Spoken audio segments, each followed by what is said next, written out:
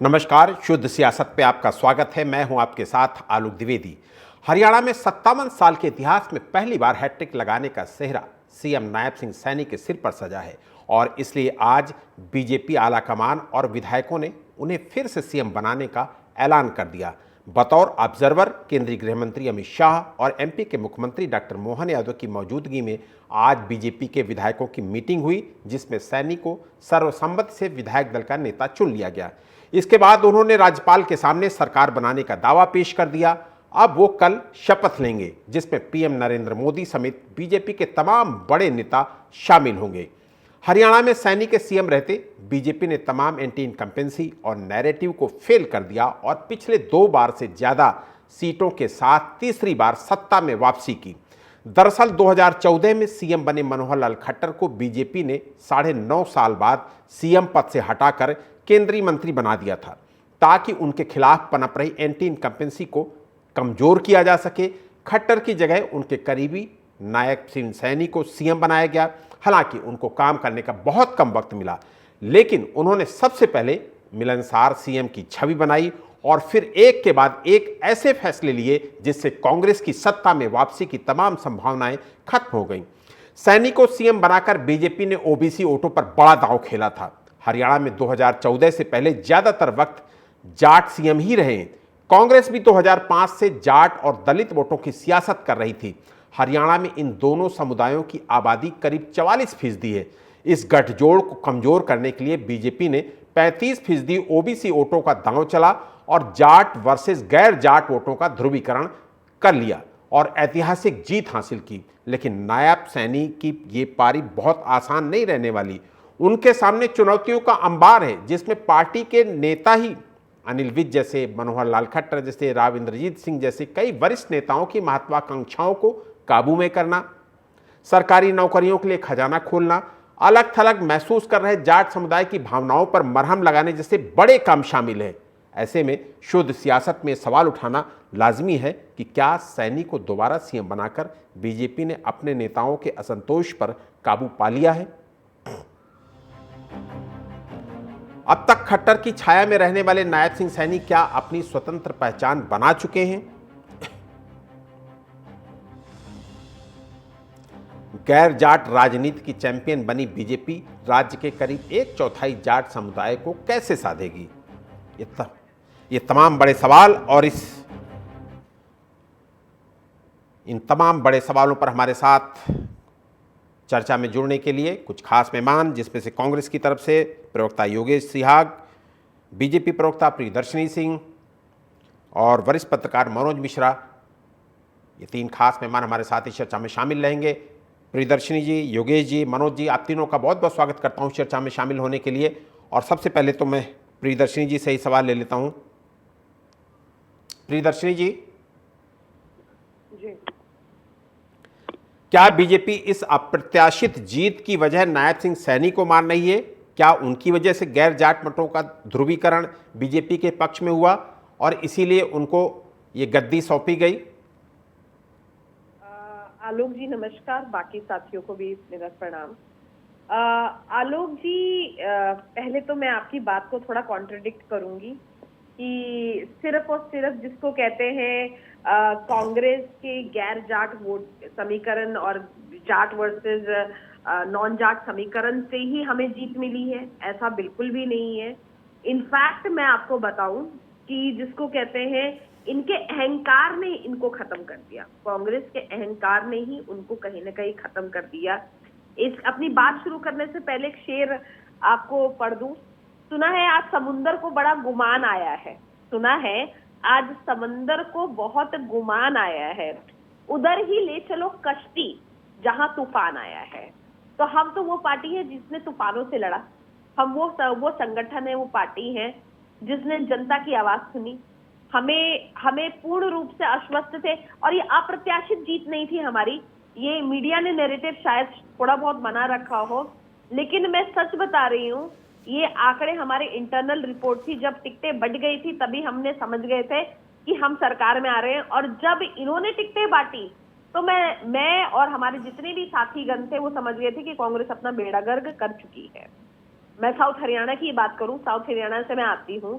और साउथ हरियाणा की राजनीति को अच्छे से समझती भी हूँ। तो साउथ हरियाणा की अगर हम बात करें तो 11 सीटों में से 10 सीटों में हमें जीत हासिल हुई है।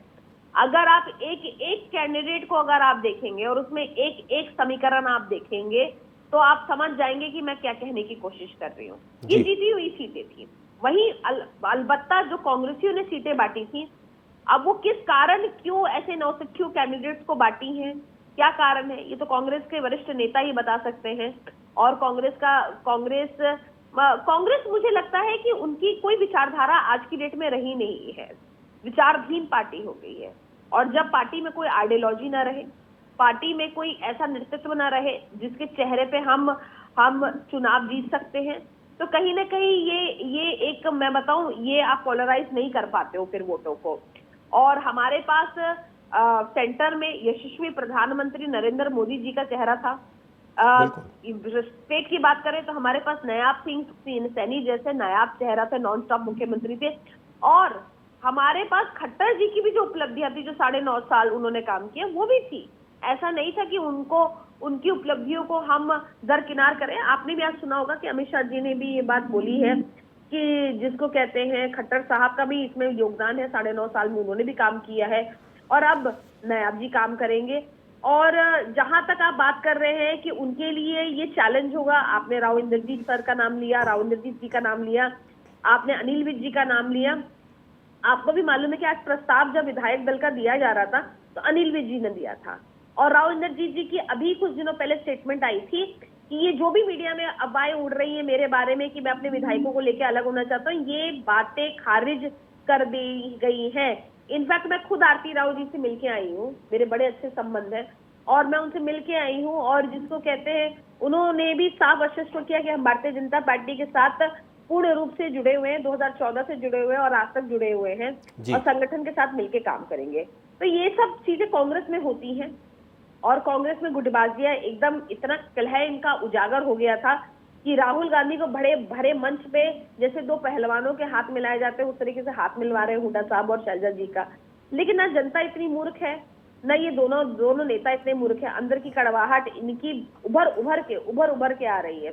और अब तो साफ हो गया है, जिस तरीके से कैप्टन अजय यादव पुराने नेता है कांग्रेस के, बहुत ही वरिष्ठ नेता है, आप देखेंगे उनकी बातचीत देख लीजिए, बाकी सारी बातचीत देख लीजिए, तो ये आपको समझ में आ जाएगा कि कितनी मूर्खता इन्होंने की है और जनता ऐसी मूर्खता को पसंद नहीं करेगी।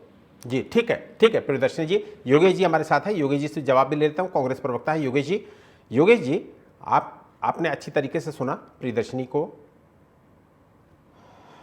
सब कुछ आपके अहंकार पर उन्होंने बहुत सारी चीजें, बहुत सारा एक शेर भी कह डाला, आपने सुन भी लिया होगा वो शेर। मेरा भी सवाल यही है कि आपके पास जवान, किसान, पहलवान, संविधान और 10 बीजेपी की 10 साल की एंटी इनकम्पेंसी जैसे मुद्दे थे, उसके बाद भी आप अब विपक्ष में बैठने के लिए मजबूर हैं। अब आपको विपक्ष में बैठना मजबूरी है, लेकिन जनहित के मुद्दों पर सरकार का सपोर्ट करना भी आपकी मजबूरी होगा। देखिए आलोक जी, आपके सभी दर्शकों को, प्रियदर्शनी जी को नमस्कार, राम राम। जहां तक देखिए विषय आपने अभी जिस ढंग से जो बात आपने बताई, किस तरह से भारतीय जनता पार्टी ने पोलराइजेशन किया, आप इस बात को बड़े अच्छे से आपने बखूबी रखा है और यही हरियाणा में हुआ है। जो मुख्य मुद्दे थे वो इन्होंने कहीं ना कहीं, मैं समझता हूं, जनता में गौण कर दिए। तो ये तो आपका फेल्योर है ना, ये तो आपका फेल्योर है ना। आप तो इतने बड़े बड़े मुद्दों के साथ चुनाव में उतरे थे और उसके बाद अगर बीजेपी जीतती, बीजेपी पोलराइज कर रही है अगर, तो ये तो बीजेपी की जीत स्वाभाविक ही कि आपका फेल्योर है। ठीक है, कंटिन्यू करिए। देखिए मैं देखिए राजनीति में अपनी कमी को स्वीकार करना कोई एक अच्छी बात होती है। हम स्वीकार कर रहे हैं कि हम जो जनता के मुद्दे थे उनको इन्होंने इतना पोलराइज किया, एक जो उन मुद्दों से ही ध्यान हटा दिया। और जो इनका जो मुद्दा था, एक आपने देखा होगा प्रधानमंत्री जी स्वयं बार बार किस तरह से वो शैलजा जी का, दलित का मुद्दा बार बार उठाते हैं। उन्होंने ना कोई रोजगार पे, और जो अभी प्रियदर्शनी जी कह रहे थे कि मोदी जी का फैक्टर, इस पूरे चुनाव में दो तीन बातें बिल्कुल स्पष्ट है। बेशक से भारतीय जनता पार्टी सरकार बना रही है, हमारी शुभकामनाएं हैं उनके साथ। नायब सैनी जी दूसरी बार मुख्यमंत्री बने हैं, चुने गए हैं। देखिए, कहीं भी आप मोदी जी का फैक्टर इस चुनाव में नजर नहीं आया। कहीं भी जो 9.5 साल खट्टर साहब का चेहरा छुपाकर इन्होंने वोट मांगे हैं, वो बात स्वीकार करनी होगी। आपने कहीं भी खट्टर साहब को मंच पे स्थान नहीं दिया, क्योंकि आपको पता था एंटी इनकम्बेंसी है और वो आपको नुकसान पहुंचा रही है। आपने केवल एक जो मुद्दा था, जाति का मुद्दा है, वो आपने हैवी किया। आपको पता था दलित वोट बैंक आपके साथ नहीं है। आपने किस तरह से जातिगत जो शैलजा जी का किस तरह से कार्ड खेला। और मुझे आज उम्मीद थी आलोक जी कि इतना इनका दलित के प्रति, मैं एक समझता हूँ, मुझे लगा कि पार्टी ने, शायद भारतीय जनता पार्टी ने एक अपना दृष्टिकोण बदला होगा। किस तरह से ये संविधान को बदल रहे थे, किस तरह से आज हमें उम्मीद थी कि ये एक दलित मुख्यमंत्री देंगे। वो हमारी उम्मीदों पर भी एक हरियाणा की जनता को निराशा हाथ लगी है। और रही कई बात, जहां दक्षिण हरियाणा, जहां से 10-11 सीटें राव इंद्रजीत जी के नाम पर ये जीत के आए हैं, उन्हें जनता को, दक्षिण हरियाणा को लग रहा था कि राव इंद्रजीत जी को इस बार मौका मिलेगा, चांस मिलेगा, परंतु भारतीय जनता पार्टी ने उन्हें भी चांस नहीं दिया और एक पर्ची से मुख्यमंत्री आया है। जिस तरह से राजस्थान में पर्ची से मुख्यमंत्री आया और भारतीय जनता पार्टी को गृह मंत्री अमित शाह जी को एक छोटे से प्रदेश में मुख्यमंत्री का चुनाव करने के लिए भेजना पड़ा, ये मजबूरी है। जी ठीक है, बिल्कुल बिल्कुल जी। अनिल विज जी की पीड़ा हो, चाहे राव इंद्रजीत जी के साथ जो नाइंसाफी इन्होंने की और जो दलित वोट बैंक इन्होंने हथियाया झूठ बोलकर, आज उनके साथ जो इन्होंने नाइंसाफी की, ये मैं समझता हूँ जो इन्होंने जो वोटों का पोलराइजेशन किया, ये जात पात की राजनीति सिर्फ एक हरियाणा में इनकी सरकार बनाने जा रही है। जनता में आज भी ये लोकप्रिय नहीं है। आप आज 10 दिन का समय हो गया आलोक जी, कहीं भी हरियाणा में खुशी का माहौल नहीं है। दबाव बनाकर डीसी को ये आदेश दिए जा रहे हैं, इतने पैकेटों की व्यवस्था करे, होटलों में इतने बड़े बड़े खर्च किए जा रहे हैं। मैं आपको लिस्ट दिखा सकता हूँ, ललित होटल जी। ठीक है ठीक है ठीक है ठीक है योगेश जी ठीक है, आपके पास आऊंगा योगेश जी। ठीक है मनोज जी, ये बात बहुत इंपॉर्टेंट कही योगेश जी ने कि हरियाणा में अमित शाह का पर्यवेक्षक बनना इस बात को साबित करता है कि वहाँ पर मुख्यमंत्री और मंत्रियों का चयन आसान बात नहीं थी। चूँकि ये बात तो जगजाहिर है ना, अनिल विज जी तो पूरे इलेक्शन में कहते रहे कि मैं भी दावेदार, लेकिन प्रियदर्शनी जी ने जैसा कहा कि उनके नाम से ही उन्होंने ही प्रस्ताव रखा, ये भी एक बहुत बड़ी उपलब्धि रही। और वो मुझे लगता है कि गृह मंत्री अमित शाह जी ही करा सकते थे। नाराजगी को ख़त्म करके सैनी को दोबारा स्थापित करना, ये सिर्फ और सिर्फ गृह मंत्री जी का ही रोल है उसमें। मनोज जी। आलोक जी, देखिए, जीत होती है और हार होती है। भारतीय जनता पार्टी किसको मुख्यमंत्री बनाती है, नहीं बनाती है, किस पे निर्णय लेती है, नहीं लेती है, उसका अपना व्यक्तिगत विषय है। उन्होंने दोबारा सैनी को विधायक दल के नेता चुना और वो कल शपथ ग्रहण करने जा रहे हैं। बीच से लेकर के, खट्टर से लेकर के, अन्य दलित नेता से लेकर ओबीसी नेताओं से लेकर के, भारतीय जनता पार्टी चुनाव से पहले, चुनाव परिणाम के बाद मुख्य विरोधी दल कांग्रेस या अन्य क्षेत्रीय पार्टी जहां उसकी सरकारें नहीं है और विपक्ष में, यही अंतर है अंतर कलह को सॉल्व करने का या निपटाने का। जीता जागता मैं आपको 2 उदाहरण देना चाहूंगा। मध्य प्रदेश में आप देखिए, दिग्विजय सिंह से लेकर के राय को लेकर के, फिर छत्तीसगढ़ को लेकर के, ये हमारा अंदरूनी मामला ना। जैसे अभी प्रियदर्शनी जी कह रही थी, प्रियदर्शनी जी जीत में उल्लास होता है, बधाई आपको, लेकिन जो लोग विपक्ष में हैं उनके लिए ठीक है ज्ञान दिया जाता है, लेकिन चुनाव बहुत मुश्किल था। मीडिया पर आरोप लगाना, बात करना, ठीक बात है, जीत होती, हार हारती थी। मैंने यहाँ से शुरुआत की थी। प्रचंड जीत है आपकी। अगर 2014 में आपको 47 सीट मिलती है, 19 में 40 मिलती है, और अगर आप 24 में तीसरी बार 48 सीट लेके आते हो, तो कहीं ना कहीं विपक्ष से ज्यादा लोगों ने आप पर भरोसा किया और आपकी तीसरी बार सरकार बन रही, इसके लिए बधाई। आलोक, जो मेन मुद्दे की आपकी बात कर ले, देखिए, चुनाव होता है, चुनाव में मुद्दे, एजेंडे, बातें, ध्रुवीकरण, जाति, धर्म, संप्रदाय, इन सब बातों की बात करके अगर आप नंबर ज्यादा ले आते हैं और नंबर मैंडेट से ज्यादा लेके आते हैं, अब 5 साल तक भारतीय जनता पार्टी को सरकार चलानी है। अनिल विज या अन्य नेता, मैं नाम लेके बात कर रहा हूं, तो वो लोग किसी पार्टी के पास जाकर के बोलने को तैयार है साहब हमको अगर मुख्यमंत्री नहीं बनाएगा तो हम पार्टी छोड़ देंगे। देखिए बड़ा लंबा इतिहास है भारतीय जनता पार्टी के सब मामलों में। लोग इंटरनल तौर पे चाहे जितनी बातें कर लें, लेकिन मुखर होकर के अगर आया गाया राम के चक्कर में नहीं करते। आज भारतीय जनता पार्टी में मैक्सिमम लीडर जो टॉप लेवल पे कह सकता हूं, या कई तो कैबिनेट मंत्री भी हैं, और माधवराव सिंधिया जैसे अन्य पार्टी से आकर के हैं। उत्तर प्रदेश में ब्रजेश पाठक डिप्टी सीएम है, बहुत सारे लोग ऐसे। तो अब ये बात छोड़ दें। अब आप क्यों नहीं शैलजा को, आप हुड्डा को, आप बाकी चीजों को पहले क्यों नहीं निपटा लिया चुनाव से पहले? अगर चीजें मंच पे आती हैं और हाथ मिलवाना पड़ता। देखिए मजबूत पक्ष आलोक जी और मजबूत विपक्ष, इन दोनों की अगर आपको भूमिका देखनी है तो भारतीय जनता पार्टी से लोगों को सीखना चाहिए। जहां वो विपक्ष में है वहां कांग्रेस के नाक में दम कर रखा है, और जहां सरकार में है लगातार उनकी सरकार रिपीट हो रही, वो तो वो दम भी तोड़ रहे हैं। उत्तराखंड देखिए सरकार रिपीट नहीं होती थी, आती जाती थी।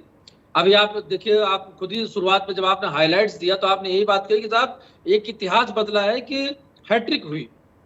खट्टर साहब जाकर के कब ये बात आकर के बोल पाए मीडिया के सामने या कहीं पे भी साहब हम मुख्यमंत्री अगर नहीं हुए तो क्या होगा? और रही बात अमित शाह, मैं मुद्दे पे आ जाता हूँ। आप अमित शाह चाणक्य यूं ही नहीं कहे जाते हैं, बिल्कुल राजनीति के चाणक्य कहे जाते हैं। बिल्कुल बिल्कुल जरूर कुछ ऐसी बातें आलोक जी रही होंगी, लेकिन वो बातें गुवाहाट में रही होंगी, मन में रही होंगी। कल जब शपथ ग्रहण आपको दिखेगी, हमको दिखेगी, आज विधायक दल नेता को चुने जाने में, बाकी लोगों को समझा लेने में, यही तो होता है ना शीर्ष नेतृत्व काम। जी ठीक है जी, बिल्कुल मनोज जी आपके पास आऊंगा। प्रियदर्शनी जी, आज चंडीगढ़ में और हरियाणा में जब सुबह लोगों ने अखबार खोले तो उस अखबार में एक विज्ञापन था। आपको पता है वो विज्ञापन क्या था? उसके बाद अगर विधायक दल की बैठक होती है, औपचारिकताएं पूरी की जाती हैं, तो क्या माना जाए? इसका कोई मतलब तो रहा नहीं आज की मीटिंग का, आज की बैठक का। आज ऑब्जर्वर बनाना, 2 बड़े सीनियर नेताओं को चंडीगढ़ ले जाना, और इतना भी मुझे लगता है कि बीजेपी जैसी अनुशासित पार्टी में इतना भी किसी के अंदर साहस नहीं है कि बगैर भाई कमान की जानकारी के ये इतना बड़ा विज्ञापन छप जाए। मनोज जी, आलोक जी, मैं मनोज जी की बातें बड़े ध्यान से सुन रही थी। उन्होंने एक बात, बड़ी सही बात बोली कि आकलन, आज भारतीय जनता पार्टी जहां विपक्ष में भी है वहां पे भी कांग्रेसियों की नाक पे दम कर रखा है। ये बात हकीकत है, क्योंकि देखिए मैं संगठन के साथ जुड़ी हुई व्यक्ति हूँ, और मेरी मदर का भी भारतीय जनता पार्टी के साथ पुराना रिश्ता है, 35 साल का रिश्ता है। तो मैं इस परंपरा को बहुत बेहतरी से समझती हूँ। देखिए मैं आपको एक बात बताऊं, एक डिसिप्लिन होना बहुत जरूरी है। इसको आप ये मत बोलिए कि डर है या कहीं डर, कौन किसको यहाँ पे रस्सी से बांध रहा है जो हमें डर होगा, या किसी को भी किसी से डर होगा। लेकिन मुझे लगता है कि जो भारतीय जनता पार्टी की संगठनात्मक रचनात्मक जो रचना है, उसी से साफ पता लगता है कि कितनी डिसिप्लिन पार्टी है। हमारे यहाँ एक पर्टिकुलर प्रोटोकॉल चलता है और हम उसी प्रोटोकॉल से चलते हैं। ऐसा नहीं, आवाज आ रही है आलोक जी आपको? जी बिल्कुल आ रही, बिल्कुल आ रही। आप बोलिए, आपको हम सब लोग सुन रहे हैं। तो मैं मनोज जी की बात से पूर्ण रूप से सहमत हूँ कि हाँ, हमारी पार्टी में एक डिसिप्लिन है, बिल्कुल है। बड़ों के प्रति आदर है, सम्मान है, हमारे यहाँ अनुशासन है। ये नहीं होता है कि जिसको कहते हैं हरियाणा मांगे हिसाब की रैली अलग चल रही है हुड्डा साहब की, उसमें शैलजा जी की फोटो नहीं लग रही है, और शैलजा जी अपनी कर रही है तो उसमें हुड्डा जी की नहीं लगती है फोटो। तो ये तो चल ही रहा था। और आया राम गया राम की जो बात हो रही थी अभी, तो ये बात भी हकीकत है कि आया राम गया राम के नाम पे हरियाणा में कौन फेमस है? उदय भान जी के पिताजी फेमस थे, और उदय भान जी भी कुछ चुनाव खुद भी हार गए हैं। तो अब उदय भान जी भी एक्चुअली आया राम गया राम ही हो गए हैं तो इन चुनावों के बाद तो, और उनका भी भविष्य मुझे अंधकार में ही दिखाई दे रहा है। कांग्रेस में किसी न किसी भी तो हार का ठीकरा फोड़ना ही है। अब बाबरिया जी ने भी अपना इस्तीफा दे दिया, अब उदय भान जी भी दे देंगे। तो मुझे लगता है कि इसमें समीक्षा करने की जरूरत है। अच्छा, सबसे मजेदार बात कि ये जो समीक्षा बैठक होती है इनकी, ये समीक्षा बैठक में बैठते कौन है? जिनके ऊपर खुद समीक्षा होनी चाहिए। जयराम रमेश पे तो खुद समीक्षा होनी चाहिए कि वो आज तक कोई चुनाव जीते नहीं है, और उसके बाद वो बातें करते हैं इलेक्टोरल पॉलिटिक्स की। केशव वेणुगोपाल पे तो खुद समीक्षा होनी चाहिए क्योंकि वो ये तो एक बहुत ही सीनियर पत्रकार ने तो खुद ये स्टेटमेंट, हमारी स्टेटमेंट नहीं है, भारतीय जनता पार्टी की स्टेटमेंट नहीं है, ये तो मैं नाम नहीं लेना चाहती हूँ, बहुत ही सीनियर जर्नलिस्ट ने ये बात तो ऑन रिकॉर्ड बोली है कि केसी वेणुगोपालन जी तो अपनी महिला मित्र को टिकट दिलवाने में लगे हुए थे, जबकि मैं आपको बता दूं कि कांग्रेस का तो संगठन ही नहीं है हरियाणा में। जिस पार्टी का संगठन ही नहीं है पार्टी का, कैसे वो लोग सोच नहीं सकते, कल्पना कर सकते कि हम चुनाव में उतरेंगे और चुनाव जीतेंगे। दूसरी बात है कि हुड्डा साहब ने पूरी की पूरी चीजों को कंसोलिडेट करने की कोशिश की अपने तक, अपने और अपने पुत्र तक। ऐसे तो संगठन नहीं चलता है। इन्होंने इनकी स्ट्रैटेजी जीरो है, स्ट्रैटेजी प्लानिंग जीरो है। इनको लगा कि अशोक तंवर ये जो लेके आए हैं ये बहुत बड़ा तुर्क का इक्का लेके आए हैं। आपको नहीं मालूम है कि तुर्क का इक्का नहीं लेके आए थे, ये आपको लगा कि आपने डैमेज कंट्रोल कर रहे हैं। आप जो आपने शैलजा जी के रूप में जो जितना आप लोगों ने रायता वंचित वर्ग के लिए फैलाया था, लेकिन हकीकत ये है कि वंचित वर्ग इससे और नाराज हो गया है, क्योंकि अशोक तंवर तो अपनी राजनीतिक क्रेडिबिलिटी खो चुके हैं और वंचित वर्ग को ये लगा कि हमारी यहाँ की नेत्री को आप लोग इतना अपमान करेंगे, इतना प्रताड़ित करेंगे। तो ये सब चीजें इनके लिए जो था ना, ये जो नाटक, ये जो फेक नैरेटिव, जी बिल्कुल बिल्कुल ठीक है प्रियदर्शनी जी, ठीक है प्रियदर्शनी। योगेश जी, एक चीज हरियाणा से मुझे लगता है एक सबक तो आपने ले ही लिया होगा, गठबंधन की उपयोगिता आपको अच्छी तरीके से समझ में आ गई होगी। आपने छोटी छोटी गलतियां की, वहां पर आम आदमी पार्टी को इग्नोर किया, आपने समाजवादी पार्टी को इग्नोर किया, जिनके साथ आप लोकसभा में मिलकर चुनाव लड़े उनको इग्नोर करना, और ये जो 1.5% वोट मार्जिन जो रहा ना, उसी ने आपको 37 में समेट दिया, बीजेपी को 48 सीटें दे दी। और अगर मुझे लगता है कि गठबंधन आप बनाकर चलते तो निश्चित रूप से आज तस्वीर दूसरी होती और निश्चित रूप से आपके ही कोई नेता वहां पर शपथ ग्रहण कर रहे होते। और मुझे लगता है कि इससे सबक आपको अब अगले चुनाव, चूंकि अब महाराष्ट्र और झारखंड वहां पर, इससे सबक लेना चाहिए आपको। क्योंकि आलोक जी कहीं ना कहीं तो देखिए कमी हमारी रही है, इसीलिए जो जनता चाहती थी कि हरियाणा में बदलाव हो, पूरा हरियाणा एक से एक आवाज आ रही थी हर वर्ग से, फिर भी हम कहीं ना कहीं पिछड़े हैं। मैं इसमें बड़ा जो नैरेटिव मानता हूँ वो इनका जो एक जातिगत जो प्रचार था एक विशेष वर्ग को लेके, लेकिन हमें उम्मीद थी कि इस बार वो कुछ करेंगे उस वर्ग के, दलित वर्ग के लिए, परंतु उनकी सोच में मैं नहीं समझता कि भारतीय जनता पार्टी की सोच भी कोई बदली है। और देखिए जहां तक गठबंधन की बात है, कहीं ना कहीं हाँ, अगर हम गठबंधन में होते, कई ऐसे इश्यू थे कि हमें, क्योंकि वोट परसेंटेज का आप देखिए 1% से भी कम वोट का अंतर है, जिससे हम 22,000 वोट से हम 10-12 सीटें लूज हमने की है। बहुत कम मार्जिन हमारा रहा है बहुत सी सीटों पे, तो हम स्वीकार करते हैं। राजनीति में देखिए हार जीत लगी रहती है, हमें विपक्ष की भूमिका मिली है हरियाणा में, तो हम विपक्ष की मजबूत आवाज बनेंगे। परंतु मैं एक बार फिर कह रहा हूं कि आज भी पूरा हरियाणा ये देख रहा है कि ये अचंभित है, और अभी हम भी ये समीक्षा कर रहे हैं कि कहाँ चूक हुई है। लेकिन हरियाणा एक बदलाव की ओर था और आज भी है। आज आप देखिए 10 दिन का समय हो गया है, कहीं भी भारतीय जनता पार्टी के प्रति खुद इनके कार्यकर्ताओं में उत्साह नहीं है। वो खुद इतना निराश और हताश है इनका कार्यकर्ता, वो मुझे मिलते हैं, वो कहते हैं कि हमें कुछ नहीं मिलना। इन्होंने तो ये एक 50 लोगों की जुंडली है जो इतना बड़े लेवल पे, कॉर्पोरेट लेवल तक इतना बड़ा जो धंधा जो करती है, पूरे हरियाणा को चलाती है। वो आप देखिए आज एक विशेष वर्ग जिन्होंने एक जो आरएसएस के लिए विशेष वीआईपी व्यवस्था की है, खाने का अरेंजमेंट के लिए डायरेक्शन दी है, वो किस ब्याह पे दे रहे हैं। तो इनका जो चल रहा है, तो आज इनका कार्यकर्ता इतना डिमोटिवेट है। मैं और एक आम कार्यकर्ता भी बदलाव चाहता था हरियाणा में, और कहीं ना कहीं उसके लिए मैं मानता हूं कि हमारी कांग्रेस पार्टी, क्योंकि कांग्रेस पार्टी की तरफ पूरा हरियाणा देख रहा था, तो हमारी जो इंटरनल कमी रही है उससे एक जो प्रदेश को जो इनकी जो एक फिर से वो एक जो मैं समझता हूँ एक जो वही सरकार। प्रियदर्शनी जी आपको जवाब देना चाहती है लेकिन वक्त कम है, 10 सेकंड में ही अपनी बात खत्म करिएगा। प्रियदर्शनी जी, मनोज जी से भी एक सवाल लेना है जी। प्रियदर्शनी जी, योगेश जी बोलना चाहते थे कि कांग्रेस के कार्यकर्ता हताश है और गलती से बोल गए बीजेपी के कार्यकर्ता हताश है। पता नहीं, मुझे नहीं समझ में आ रहा है ये कौन से कार्यकर्ताओं की बात कर रहे हैं, क्योंकि वो भारतीय जनता पार्टी के तो कार्यकर्ता नहीं हो सकते।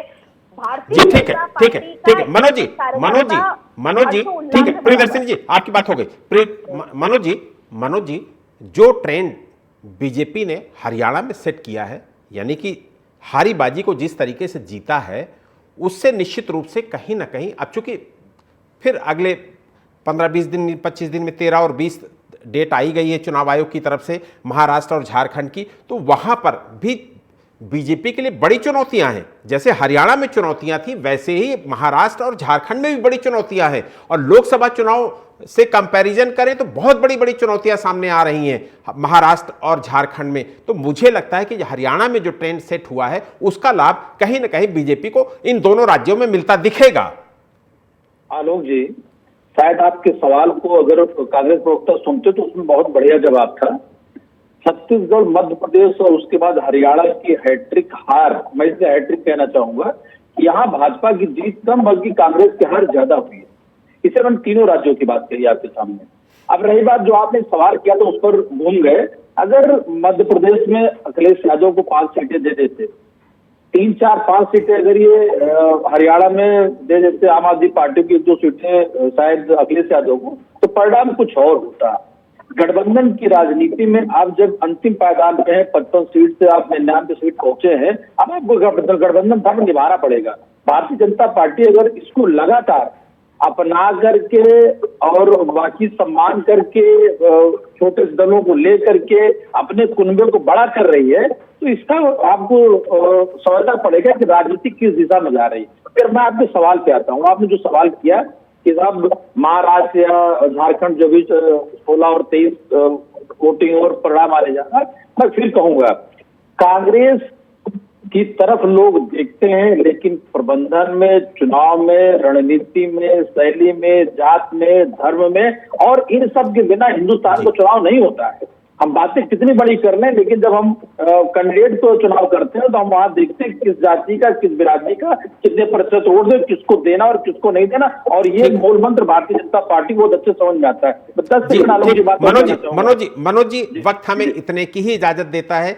आपका शुक्रिया करूंगा और सिहाग साहब आपका भी शुक्रिया करूंगा। प्रियदर्शनी जी आपका भी शुक्रिया करूंगा। हरियाणा में एक बार फिर नायब सिंह सैनी की सरकार बनने जा रही है। विधायकों ने बैठक में ओबीसी मुख्यमंत्री के नाम पर अपनी मोहर लगा दी है। नायब सिंह सैनी बीजेपी के तीसरे ओबीसी सीएम होंगे। इससे पहले मध्य प्रदेश में मोहन यादव और त्रिपुरा में माणिक साहा ओबीसी सीएम के तौर पर काम कर रहे हैं। अगर देखा जाए तो देश में 52% आबादी ओबीसी है, लेकिन सरकार में उनका प्रतिनिधित्व ना के बराबर था। बीजेपी ने जो हरियाणा में मास्टर स्ट्रोक खेला है, उसका मैसेज कहीं ना कहीं अन्य राज्यों में, जहां कुछ ही हफ्तों में विधानसभा चुनाव होने हैं, वहां पहुंचेगा जरूर। फिर चाहे महाराष्ट्र हो, झारखंड हो या फिर यूपी, और बीजेपी को इस दांव से कितना फायदा होगा ये तो वक्त ही बताएगा। बहरहाल मुझे दीजिए इजाजत। देश और दुनिया की तमाम बड़ी खबरों के लिए आप देखते रहिए TV 27 न्यूज। नमस्कार।